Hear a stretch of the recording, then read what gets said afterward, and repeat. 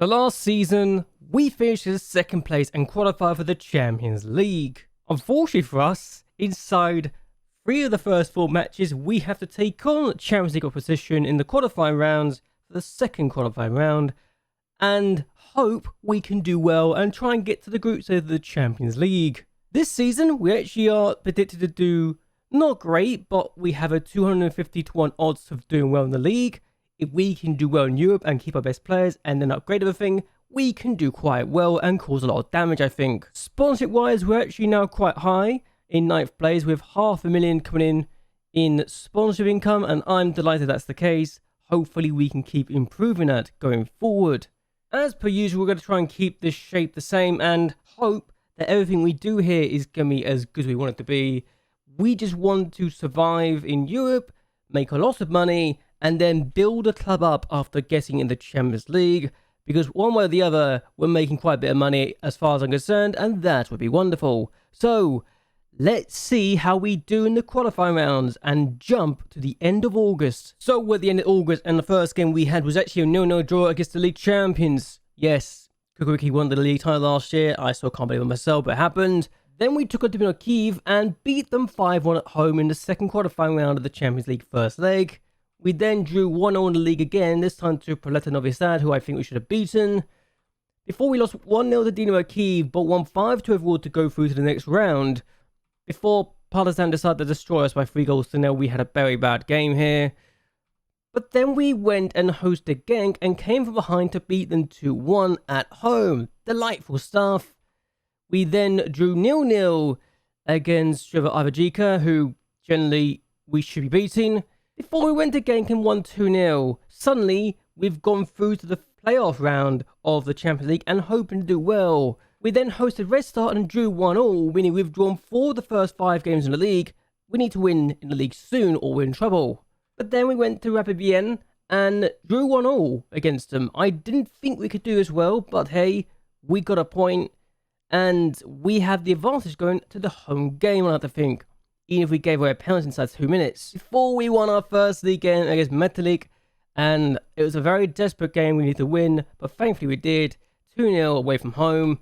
Good to get all 3 points. Before we beat Rapid Vienna in the Champions League playoff second leg 3-1 to get through to the Champions League group stage. And to finish it off, August, we beat Vostovec, and that is delightful. So 2 wins in the last 2 league games.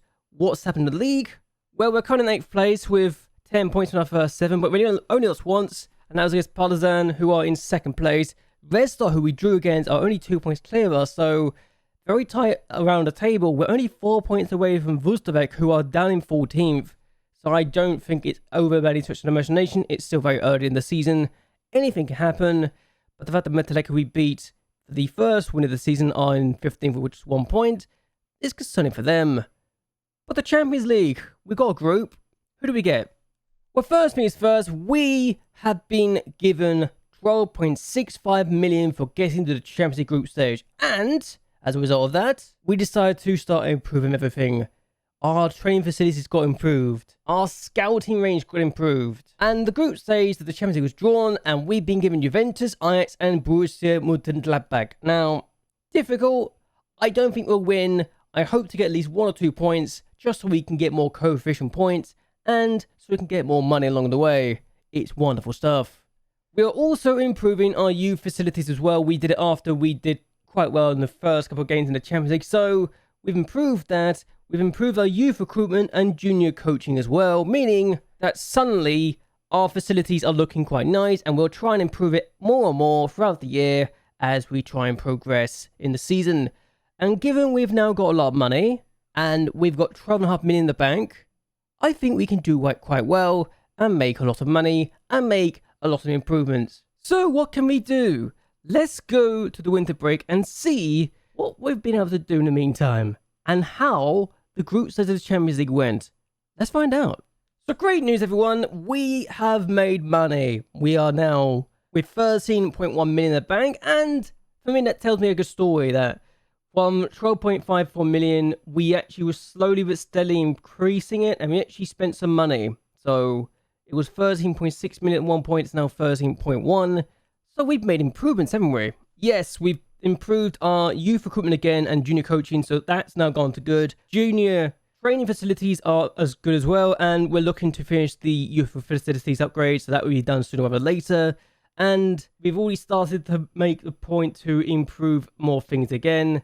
I'm going to try and see if we can do that, but yes, I think we are going to try and make sure that everything we can work on will be made better and better again. Youth intake preview though, we've got 2 centre backs apparently that look promising, a goalkeeper that looks good, a centre midfielder that looks good, and a striker that looks good, so we don't have to worry about that.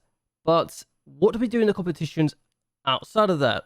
Well, we won our first game by 2-1 against Nepredak, who we had to beat from 1-0 down to win 2-1. Vuk getting a 92nd minute winner, so good to see that. Before our first game of the Champions League group stage against Juventus saw us lose 4-0. Not great, not ideal. But we then won against TSC by 0-0. Before we drew 1-0 against Spartak Spartika and 1-0 against Radniki Nis. Before we were beaten 4-0 at home by Gladbach. And already you're looking at this and thinking, this is not going well, is it? We need to get something, at least some pride soon, right? But we did win the next 2 games in the league. 2-0 against Letibor and 3-0 against Senica. Before Ajax beat us 3-0 at their ground. So we've lost our first 3 games in the group. 11-0 overall, which is not ideal to say the least. And then we went and hosted Kodabar, who we drew 1-0 against, before we beat FK Rad in the first round of the Serbian Cup, before Kukurikistan beat us 2-0 at their ground. We are having issues against the league champions right now. But then we hosted Ajax and drew. So we have got a point in the Champions League. Good stuff, eh? Really good stuff. Because we then took Proleta Novi Sad and drew 1-0, lost 2-0 against Partizan in the league, before we lost 4-0 again against Gladbach, and that was because Barkic got sent off inside 2 minutes. I don't think I can be blamed for that one personally. We then took on Javovijica and beat them by 0-0. We then lost in the second round of the cup to Kurabara, and I couldn't believe it when that happened. But yeah, we were just struggling for some reason, I don't know why. Before we lost 1-0 to Red Star in the league, and then drew 0-0 against Juventus in the cup, in the Champions League. No idea why, but we got more points from either way. Before we won 2-0 against Matalik, and then we won 2-1 against Vojvodina. So yeah, good end to the season, the league at least. So let's look at the league and the Champions League. Currently in the league, we are in 6th place. There are some teams around us that need to play that game in hand, and gotta be honest, I think the European schedule has hindered us a little bit in the league, and it's not ideal to say the least, but what can you do? It was expected. But in the Champions League, we didn't score a single goal, but we finished bottom with 2 points. So I'd take that, the fact we didn't lose all our games, and we might have influenced the group because Gladbach were the only team to take 6 points from us in the entire group, where everyone else took at least points off each other as well. So yeah, Gladbach drew against Ajax twice, which is why Ajax are in 9th, and they actually lost to Juventus. So really, I look at this and I wonder what's going on. Also, Jonas Wind got 17 goals in the Champions League, and that's including qualifying. So I don't know what on earth's happened there, but it is what's happened, and I guess it's not surprising at all. We also had the 2 highest cautioned players in the entire competition, 9 cards between them. But yes, now that that's been done, let's go to the youth intake days, okay? So we're back after the winter break, and we drew 1-0 against Vostovec in the first game. I thought, okay, that's fine. Then we drew 1-0 against Nepredak, and that's concerning. Then we lost 2-1 against TSC. We did beat Sparta Spotica by 0-0, but we were down to 10 men. They were down to 9 men. It's not fun. Before we drew 1-0 against Radniki, and the last game we had before our youth intake arrived, we lost to Slatibor. You know, the team that at one point only had 1 point in their first 7 games. Yeah, we lost against them, and they're bottom of the table. I think they're still bottom, actually. So yes, they are still bottom. We're the one of 2 teams that have lost in this year. We have got a possibility we should get top half again, but with 3 games to go, we could actually fall out of the top half, and our form just for some reason after the winter break, we've just not picked up our form at all, and it's not great. And yes, it is the 10th of March, but the youth intake has already arrived. That's why I'm here now and not later, because it's kind of a big deal for me to talk about the youth intake, considering it's the Youth Academy Challenge and all that stuff. And I'm going to be honest, I think I like this intake. It looks quite good. So that's the top 4 players, and you can see why I'm slightly excited by this. So let's go into more detail about it here. So first player that looks very exciting is Igor Petrovic, and I think you can see why I'm excited about him. He probably isn't good enough to be a starter right now in the second tier, but hey, if he can develop, he'll be very useful indeed. He's only 15, he's got room to grow. We've also got Zoran Jankovic, and again, young goalkeeper, 6'3", has good use. Doesn't have the best area reach for his height, but whatever you can say, I think he can still work with that, and we just need to work on him and develop him, really. We've also got Vamanzovic, who, as a defender, is not very tall. He does like to bring the ball out of defense, which, given he likes to stay back at all times, is very confusing. Don't know what to make of it, but hopefully he'll grow taller soon. So we've got a second Miletich up front, and yeah, don't know why, but he's not as good as striking in terms of finishing. His composure's not great. His concentration's terrible. But he's got pace. I think his pace is what we're going to use him for. He's probably better as a winger than anything else, but he's got potential. So we need to work on that. But yes, those are the 4 players with 4.5-star potential.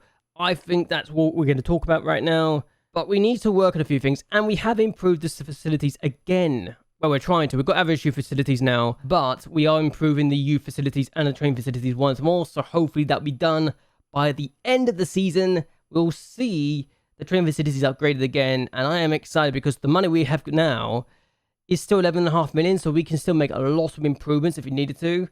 And we've also made some sales or something. We've got more transfer budgets to work with as well, which is very useful.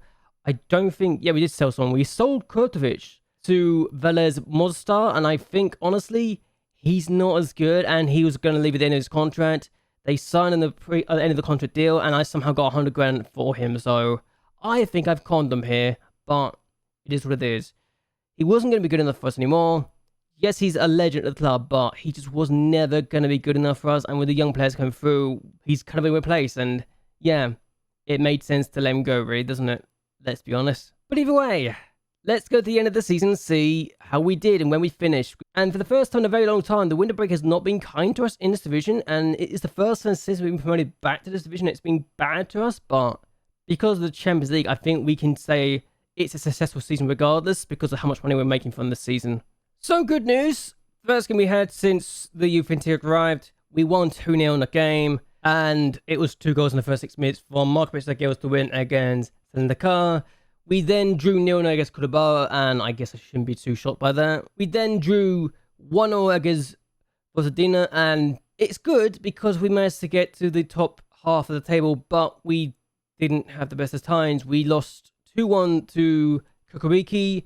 We then lost 2-0 to Vostovec. We won 1-0 against Kolokbara, but then lost the next 4 games. Red Star beat us 3-0.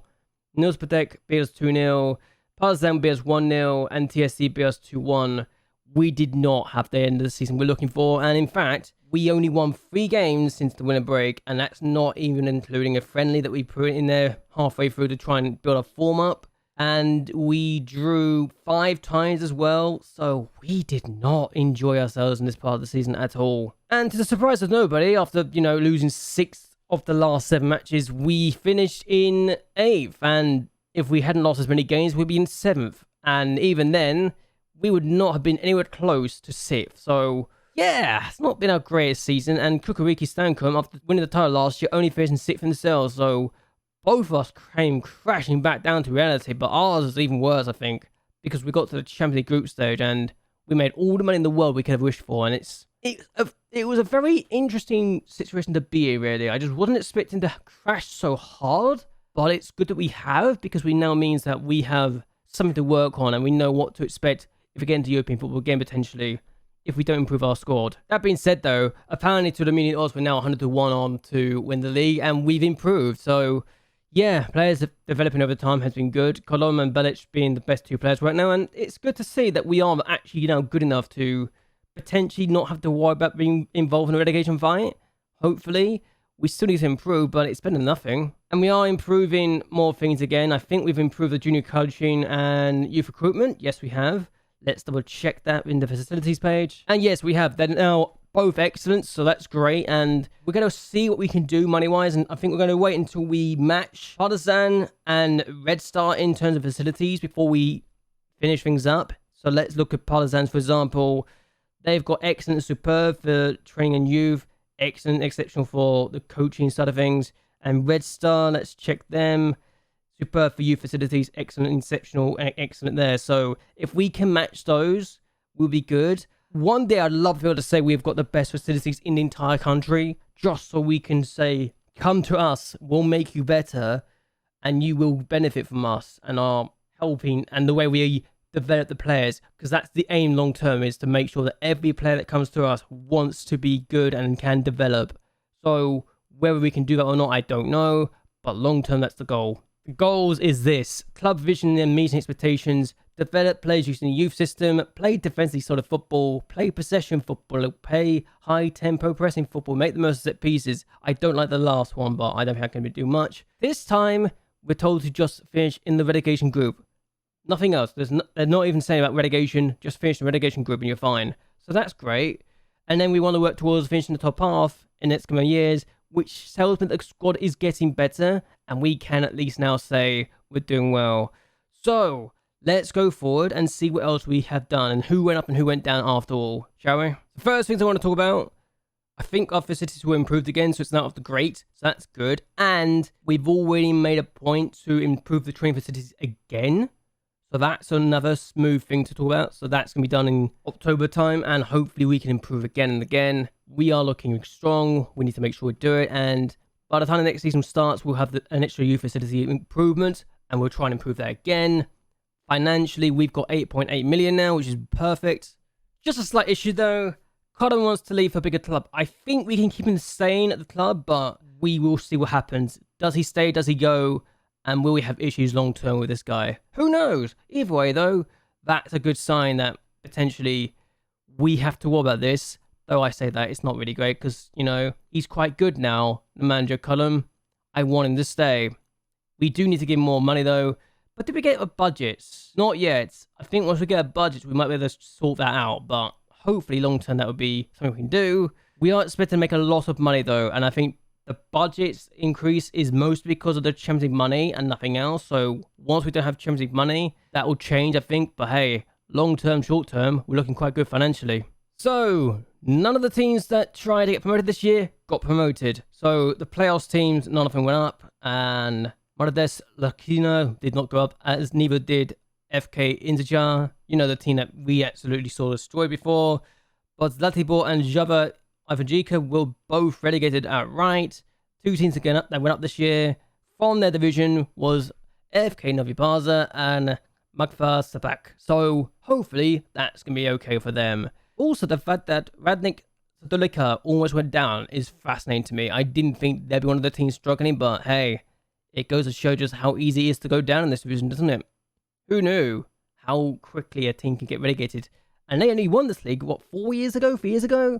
So yeah, almost relegated from the division. They won just a couple of years ago. Who knew that could be the case? So squad-wise, Belic is looking very good. He's improved to the point that he's now considered a good Superliga player. And Milorad is now looking good as well. I say looking good. He needs improvement. He needs a loan spell. And he's a third-tier player right now. We've got Duric as well, who could be better and better. We got Jankovic, who's now considered the fourth best player already at the club. And that's ahead of Rudan. So we've got a lot of players that we could potentially get rid of if we needed to in goalkeepers-wise, because we've got a lot of strength and depth there in terms of quality and potential. Popovic is now one of those players that is here long-term, has been a long time servant of the club, been here for 10 years now, has never really lost his spot and has played 322 times for the club, so really needs to work with him. We still do have this guy, and yeah, Benislav is going to be one of those players that will probably lose his spot sooner or later. But we do have the likes of Dejan Zokovic, so could be interesting to see what he can do here. We do have Zigic, who is 16, doesn't have the best potential, but could be really good still, and I think that's exciting. Left back rise, we've got Rakovic, who is still here, and this is a problem I should have really addressed. He kind of damaged his critical ligaments, and yeah, he's out for 6 to 9 months. So we might be shy of a left back right now, and that's not ideal. With Hamsic potentially being, well, I say Hamsic being, I don't think Hamsic's ever going to be good enough, and I've always had issues with him for the last couple of years. So Alexander Milanovic is probably the man that will be coming into the first team this year, and given he's 19, it's kind of ideal for him long term that he gets a chance in the first team, you know? He's already played 11 times this year because the injury happened midway through the season. I might have forgotten to mention it. So, Rakovic, injury, yay. The fact that this guy is one of the other options is concerning. We need more strength in left and right back positions, I think. So centre backs, and Hozo is the best of the bunch right now, and the fact he's considered a Super League player at this point is very promising to say the least, and I'm happy that's the case. But we now have an international player in our team in the form of Mirko Milosavljevic, and I know I'm probably saying his name wrong, but I'm just really excited by the fact that he's got a cap for Montenegro now, and, you know, I've produced an international level player now. It's wonderful stuff. And the fact we've got Radoslav Murder, who could play as right back, I'm never going to play him there, and is predominantly a centre-back, 6'2", very professional, I think could be long-term Hoser's replacement, potentially, which sounds very much an interesting situation to be in. But hey, he's been coming on for the bench a lot. He had one appearance in the Champions League, didn't do very well. But I've been trying to throw him into the first team, give him bench appearances, and he's been, you know, utilising it quite nicely. Got almost a 7 rating from the bench half the time. So it's good to know he's quite good. We've already talked about Colom, but I'm going to talk about him again. Well, he wants to leave. I think I can keep him at the club. If we want to get into Europe next year, I think he's the man that can help us do so. So we need to keep him around, and big time. Though, if he does leave, Momic is the replacement. Yeah, that sounded a lot smarter in my head than it loud. Even in my head, it actually doesn't sound very good. Inconsistent, doesn't have big matches, isn't good enough, it's not great. And then you got this guy, Alexic, who's not very good. And Vucic's going to leave already, so yeah, we've got a problem with the DM position. We need more strength and depth there. Lovely. We have no such problems in the midfield, though, I think. We have got Bajramovic as the main box-to-box ball midfielder guy. He's a good player for this division. Rakitic, decent player for this division. Don't think he would get much better.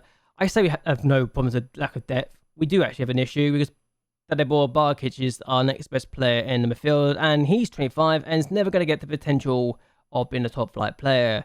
Even if he is consistent and likes big matches. Why never really giving this guy much of a chance, I don't know. But he's struggled for us, and that's a concern. So the fact that I'm thinking of using Igor Petrovic as, you know, an option for midfield in the future, as an option that we can legitimately throw in every now and again as fourth choice, even though we've always played ahead of him because of his potential, is a little concerning, but it is what it is. So let's look at our wingers. Lazar Pezic could be good. He's actually still good. Decent player though. He's still producing the goods every now and again. Did have an off season though, I will be honest with you. This is one of his worst seasons with 3 goals and 6 assists in all competitions. He went missing at times, and I don't like that. Though we do have the likes of Burkic, who could be a winger and an inverted winger on both the right and left wing. So there you go.